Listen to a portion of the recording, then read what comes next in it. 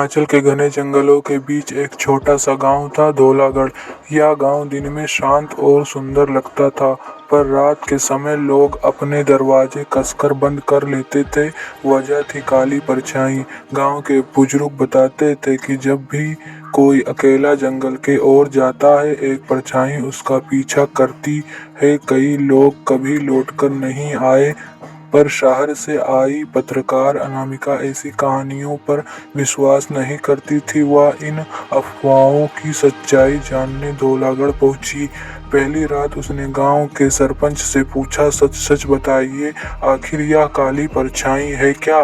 सरपंच इसे जगाना मत बिटिया, जो इसे देख लेता है उसकी परछाई हमेशा के लिए खो जाती है। फिर इंसान सिर्फ एक खाली खोल बनकर रह जाता है। अनामिका को यह सब बेतुका लगा, पर उसकी जिज्ञासा और बढ़ गई। उसने तय किया कि वह रात में जंगल की ओर जाएगी। गांव वालों ने मना किया, पर वह कैमरा और टॉर्च लेकर निकल पड़ी।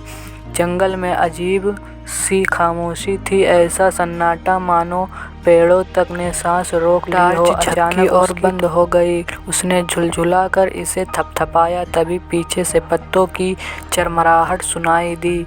कौन है वहाँ? उसने आवाज़ लगाई। जवाब में सिर्फ हवा की ठंडी सरसराहट थी।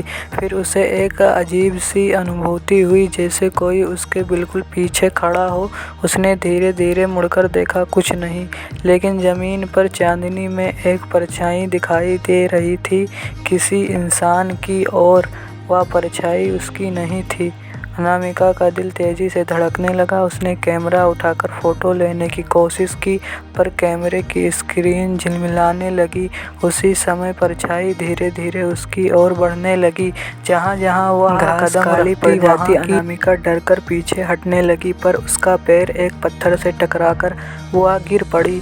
परछाई अब उसके बिल्कुल पास थी, लंबी हड्डियाँ जैसी टेढ़ी मेढ़ी आकृति, बिना चेहरा, बिना आँखें के, फिर भी ऐसा लगता था कि वह उसे घूर रही हो। परछाई जमीन से उठकर हवा में तैरने लगी और उसका सिर अनामिका के सिरे के ऊपर आ गया। अचानक उसे ऐसा लगा जैसे उसका शरीर हल्का हो रहा है, मानो उसकी अपनी परछाई शरीर से निकलकर बाहर आना चाहती हो। उसे सरपंच की बात याद आई। वह जिंदा नहीं रही, चली जाए चीखने लगी। तभी दूर से लालटेन की रोशनी आई। गांव के कुछ लोग उड़ते हुए आए थे। रोशनी देखते ही काली परछाई धुएं की तरह फैलकर गायब हो गई। गांव वाले अनामिका को उठाकर गांव ले आए। वह कांप रही थी, पर सुरक्षित थी। लेकिन अगले दिन जब वह आईने के सामने खड़ी हुई, तो उसके चेहरे से खून सूख गया। आईने में उसका चेहरा था, लेकिन उसके पैरों के नीचे कोई परछाई नहीं थी। उस रात अनामिका गायब हो गई, और तब से गाँव में एक नई अफवाह फैल गई। अब जंगल में दो परछाइयाँ घूमती हैं।